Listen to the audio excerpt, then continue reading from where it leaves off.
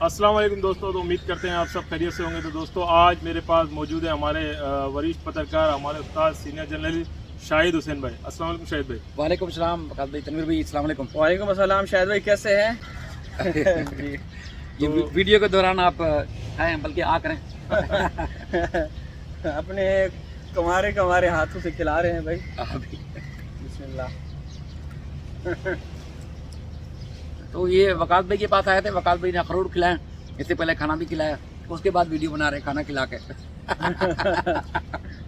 तो दोस्तों के साथ एक बड़ी ज़बरदस्त किस्म की खबर भी शेयर करेंगे। जी जी जो लोग, जो दर्शक बहनें भाई, जो इस केस में रोज़े अव्वल से लेकर अब तक बेचैन हैं, बेकरार हैं कि हैदर भाई कब आ रहे हैं, कब आ रहे हैं, तो केस का क्या होगा, आज हमारे साथ हमारे भाई मौजूद हैं, वो बताएंगे। जी। तो शाहिद भाई साथ साथ थोड़ा आपका बेहद शुक्रिया। देखें, बिल्कुल आप संजीदगी से जुड़े हुए हैं और दिन रात कोशिश होती है कि अपडेट करें, दिन रात कोशिश होती है कि आप नई से नई मालूमात दें। देखें, जो केसेस हैं वो पेंडिंग है। आपको खुद पता है कि उनकी जो डेट्स हैं, जो पहले जून की थी, फिर जुलाई में पड़ी, फिर अगस्त में पड़ी, उसके बाद फिर ये सितंबर में 1 सितंबर को डेट थी फर्स्ट को, और उसके बाद अब जो है वो अक्टूबर में उसकी डेट है। तो अब हमें इंतज़ार करना यकीनन अक्टूबर में कि गुलाम हैदर वहाँ जाएँ और उसके बाद फिर अपना जो उनका स्टेटमेंट था वो जाके स्टेटमेंट रिकॉर्ड कराएँ। अब उसके लिए ज़ाहिर है वीज़े का बहुत ज़्यादा प्रोसीजर का जो काम है वो बहुत ज़्यादा ज़रूरी है। डॉक्यूमेंटेशन थी जिसमें आप खुद को मालूम है कि जब हम जून में गए थे अंसार बनी साहब के ऑफिस में, जिसमें हम तीनों थे, गुलाम हैदर हमारे साथ थे, तो उस वक्त भी हमने जो फाइल थी वो पूरी तैयार करके जिस तरह अंसार बनी साहब के ऑफिस में वो सबमिट हुई, उसके बाद फिर कुछ चीज़ें जो रह गई थी, जो इंडिया से आनी थी, वो कुछ कंप्लीट नहीं थी, मुकम्मल नहीं थी, तो अब वो सारा प्रोसीजर हो गया है। तो अब ये है कि आप कह सकते हैं कि अब गवर्नमेंट के हाथ में कि गवर्नमेंट कितना बड़ा स्टेप लेती है, कितनी जल्दी लेती है, कितना तेज़ी से लेती है, और ये जो एक गंभीर मसला है गुलाम हैदर का, वो हल के करीब पहुँचता है। बाकी वीज़े में जो रुकावटें, जो वीज़ा ना मिलने की थी, वो सारी रुकावटें ख़त्म हो चुकी हैं। अच्छा शाहिद भाई, एक सवाल ये भी कि अभी गुज़श्ता रोज़ कुछ दिन पहले मोमिन साहब ने ये कहा कि वो एयरपोर्ट आएंगे तो मैं उनको रिसीव करूंगा, वहाँ पे सरिता दीदी भी होंगी, पहली दावत उनके घर होगी, ठीक है। अब दर्शक ये जानना चाहते हैं कि वो वाघा बॉर्डर के जरिए आएंगे या बाई एयर जाएंगे वहाँ, या फिर जिस तरीके से सीमा गई, पहले यूएई से नेपाल से फिर हिंदुस्तान दाखिल होंगे, लेकिन हैदर भाई जाहिर सी बात है वो तो लीगल तरीके से आएंगे ना, तो ये थोड़ा बताइएगा। नेपाल के रास्ते कोई जाएगा तो कोई और जाएगा, कुछ शायद कुछ अर्से के बाद आपको खबर मिलेगी कोई और भी चला गया नेपाल के जरिए। अच्छा, बाकी ये है कि जो सूरत हाल ये है कि गुलाम हैदर को वीज़ा मिलेगा तो यकीनन वो बाई एयर ही जाएंगे, और वाघा बॉर्डर से शायद ना जा पाएँ, बाई एयर जाएंगे, इसलिए कि वक्त कम होगा, जल्द से जल्द ये सारे मामले को निपटाना होगा। डायरेक्ट फ्लाइट्स जाती है? डायरेक्ट फ्लाइट नहीं जाती, लेकिन ये है कि एक ही दिन में वो इशू हो जाएगा। यहाँ से अगर पहले लाहौर जाते हैं तो 2-3 दिन तो वैसे यहाँ से तय हो जाएंगे, फिर उसके बाद फिर आगे दिल्ली भी जाने में उनको टाइम लग जाएगा।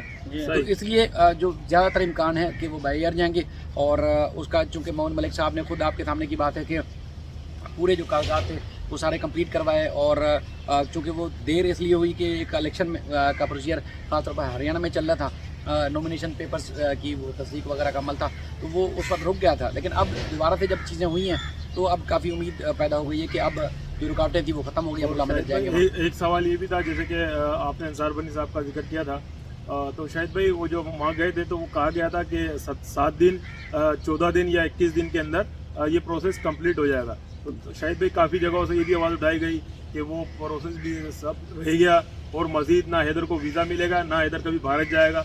तो शायद भाई इसके बारे में क्या कहें? वो तो जो लोग ये कहते रहे, एपी सिंह या उनके जितने हवारी हैं उनकी तरफ से ये बातें सामने आती हैं। एपी सिंह तो ना तो भारत है, ना भारत सरकार है, ना यूपी सरकार है, ना ही उन्होंने कोई भारत के नाम का ठेका लिया होगा, ठीक है। वो एक वकील है, अगर ज़ाती हैसियत में बहुत ज़्यादा आगे बढ़ के वो मुसलमानों के खिलाफ, पाकिस्तान के खिलाफ ज़बान दराजी करते हैं तो उनका ज़ाती चैप्टर है। बाकी जो गुलाम हैदर को वीज़ा देने का चैप्टर है, या उसके बाद फिर गुलाम हैदर को वहाँ जाके उसके बच्चों के मिलने का मामला है, वो अदालत से और अदालत के ज़रिए ही हुकूमत तक जाएगा, ना कि जो है वो इनका एपी सिंह या उनके जितने लोग ये दावे कर रहे हैं कि वीज़ा नहीं मिलेगा, क्यों आएगा, क्या आएगा। उन्होंने अपनी भरपूर कोशिश की रुकावट डालने की, लेकिन वो नहीं डाल पाए। आपके सामने की बात है, जो केसेस के बारे में बड़े बड़े दावे करते थे उस केसेस में क्या बना, क्या वो केसेस एडमिट नहीं हुए, नोटिस नहीं हुए, सीमा की वहाँ पेशियाँ नहीं देख रहे, सब चीज़ें देख रहे हैं। तो इसका मतलब ये है कि वहाँ की जो कानून की और संविधान की जो पासदार करने वाली अदालतें हैं वो पासदारी कर रही हैं।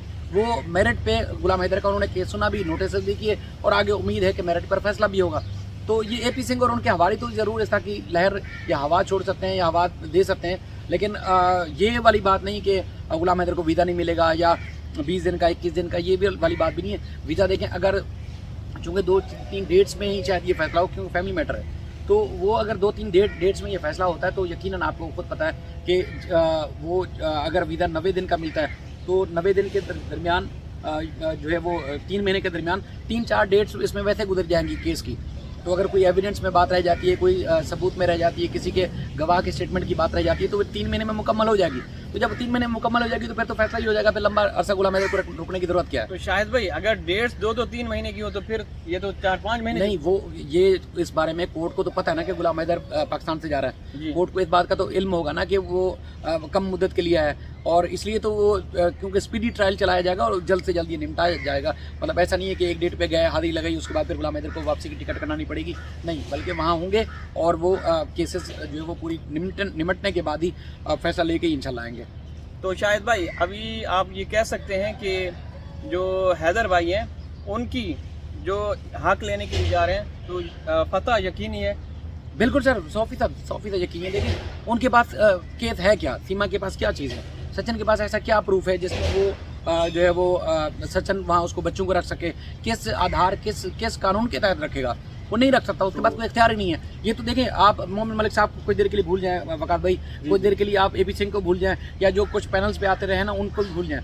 आप इंडियन संविधान की किताब किसी भी पाकिस्तानी वकील से पढ़ा लें, आप खुद बैठ के पढ़ लें, आपको अभी गूगल कर लें, आपको लिखा हुआ नजर आ जाएगा कि इलीगल जो आते हैं उनका नतीजा क्या होता है, संविधान उस बारे में क्या कहता है। तो देखें, ताख़ीर ज़रूर हो सकती है, लेकिन ऐसा नहीं है कि संविधान वहाँ अपनी आंखें बंद कर ले या कोर्ट अपनी मुँह फेर ले, ऐसा मुमकिन नहीं है। जो संविधान है उस पर चलना पड़ेगा।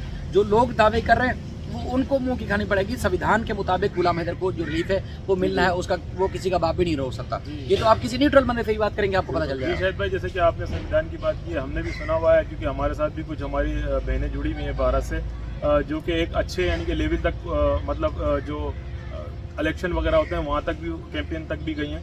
तो उन्होंने बताया कि इलीगल माइग्रेंट को कभी भी भारत के संविधान के मुताबिक कभी भी ना उसको शरण दी जाएगी कानूनी तौर पे, ना कभी उसको नागरिकता दी जा सकती है। तो और दूसरी बात आपने शाहिद भाई की सबूत की, शाहिद भाई इनके पास तो कोई सबूत नहीं है, तो इन्होंने इतना 1.5 साल तक हमारे को नचा के रखा। ये कह लें कि पूरे भारत को या पूरे इस केस से जुड़े हुए जितने भी लोग हैं, मैं तो नचाना ही कहूँगा, सबको नचा के रखा हुआ अब तक, ठीक है। तो शाहिद भाई अगर इनके पास सबूत होते तो फिर क्या होता है। एक मिसाल है कि सीमा के पास कोई सबूत नहीं है कि उसके पास डिवोर्स हुई है या कुछ भी, या उसने पैसा रिसीव नहीं किया, तमाम सबूत हैदर भाई के पास मौजूद है। इन केस अगर ये एक सबूत भी गुलाम हैदर भाई के पास मौजूद ना होता कि वो पैसा बेचता था, तो फिर शायद फिर क्या होता। बात असल में ये है कि पहले गुलाम हैदर अकेले फाइट कर रहे थे, लोग सोशल मीडिया पे आवाज़ उठा रहे थे, कानूनी फोरम पर जहाँ से रिलीफ मिल रहा वहाँ पर पहुँचने के लिए कुछ था नहीं। अब मोहम्मद मलिक साहब को जब लिया, उन्होंने वकालत में एंगेज किया, उसके बाद फिर काफ़ी सिचुएशन तब्दील हुई और उसके बाद फिर ये सारा जाके प्रोसीजर हुआ। पहले तो जो कुछ चल रहा था वो तो एक तरफा चल रहा था, चाहे वो आप मीडिया की बात करें, कोर्ट्स में, या जो भी उनके स्टेटमेंट थे, या सोशल मीडिया पे जिस तरह बात हो रही थी, वो तो एक तरफा चल रही थी। मोहम्मद मलिक साहब ने आके जो हक़ाइक़ सामने रखे, केस का फांसी पलट गया। अब यकीन है कि ताख़ीर ज़रूर हुई है। ये चूँकि कोताहियाँ उनकी हैं जिनके देश में हैं, जो खुद इसके होस्ट हैं। अगर वो कोताहियाँ ना करते तो मेरा नहीं ख्याल कि 10-12-15 दिन से पहले ये केस ना निमटता। अब भी यकीन है कि जब ये गुलाम हैदर वहाँ जाएंगे तो 1 डेट 2 डेट से ज़्यादा केस चलने वाला नहीं है, जल्दी निमटेगा। और एविडेंस और सबूत लाने की ज़रूरत ही क्या है। जो चीज़ें हैं वो रिकॉर्ड पर मौजूद है, उनका कोर्ट ने जायज़ा लेना है और फैसला लेना है। शाहिद भाई आखिरी सवाल, जब हैदर भाई हिंदुस्तान जाएंगे, अदालतों का सामना करेंगे, जाहिर सी बात है सीमा भी सामने होगी, आमना सामना होगा, तो सीमा कहीं वो तो नहीं, ये नहीं कहेगी कि मैं तो हैदर के साथ जाना चाहती हूँ वहाँ पे, तो क्या ऐसा कुछ हो सकता है? देखिए, सिचुएशन आप मुझसे बेहतर जानते हैं कि वो जिस तरह वहाँ जाके फंस चुकी है, जिस तरह वहाँ जाके उसने सिचुएशन देखी है, और इवन कि मैं समझता हूँ कि जिस तरह, चूँकि वो पहले तो लारे लप्पे थे लप्पू के, तो लारे लप्पे देखने के बाद जब लप्पू को रियल में जाके देखा तो फिर उसके सारे ताज़ी ठंडे हो गए। तो उसके बाद फिर अब पता चला कि जी वो फंस चुकी है। तो अब अगर मेरा तो वाकई पहले यकीन है, हमने एक पहले वीडियो में तस्करा किया भी है कि मुझे तो यकीन है कि ये क्या करेगी कि जैसे ही गुलाम हैदर जाएंगे तो ये कोशिश करेगी कि वापस मिले। मैं कहता हूँ चलें, अगर गुलाम हैदर ना भी जाना, उसको एक दिन आप छोड़ दें आज़ाद, जी। और उस दिन फैसला देख लें, पूरी दुनिया उसकी कायनात उसका पूरा फैसला देख ले, वो फैसला लेती क्या है, क्योंकि वो फैसला वो पहली फुर्सत में लप्पू के घर से भागेगी, दूसरी फुर्सत में वो इंडिया से भागेगी, जी। ठीक है। तो इसलिए वो जब भागेगी तो फिर दुनिया देखेगी, तो इसलिए क्योंकि वो जो सिचुएशन उसने बनाई थी, ये क्रिएट की गई थी, वो सारी जीरो हो चुकी है। सारे लारे लप्पे लप्पू के सारे सामने आए, और जो दूसरे लारे लप्पे देने वाले थे वो भी पूरी दुनिया के सामने आए। तो इसलिए अब वो सीमा का वहाँ ठहरना नहीं है, गुलाम हैदर जाए या गुलाम हैदर ना जाए। शाहिद भाई, मैं आखिर में सिर्फ ये कहूँगा कि यानी कि ये ब्रेकिंग न्यूज़ है कि वीज़ा मिल जाएगा बहुत ही जल्द, बहुत जल्दी इंशाल्लाह। तो बस जितने भी इसी हफ्ते। दर्शक हमें देख रहे हैं, हमारे शाहिद हुसैन भाई ने अपनी ज़बान से अदा किया है कि वीज़ा बहुत जल्द मिलने वाला है। तो फिर कोई ये ना कहे कि पाकिस्तानी सिर्फ यूं बोलते हैं और पाकिस्तानी सिर्फ यूं हाथ बोलते हैं। लगने वाला है, और जो जलते हैं वो जलते रहेंगे, हम लोग आगे से आगे चलते रहेंगे। तो दोस्तों वीडियो लाइक कर दीजिएगा। हमारे वरिष्ठ पत्रकार हमारे इस केस में जिनका अहम किरदार है, बेशक। हीरो हैं और हमारे उस्ताद हैं, उन्होंने हमारे साथ ऐसी ऐसी बातें, ऐसी ऐसी खबरें साझी की हैं कि इंशाल्लाह आने वाले दिनों में आप लोगों के साथ शेयर करेंगे, लेकिन अभी गुप्त रहेंगी। तो इजाज़त चाहते हैं, हाजिर होंगे किसी और वीडियो में, तब तक अल्लाह हाफिज़। अल्लाह हाफिज़। अल्लाह हाफ़िज़। Thank you.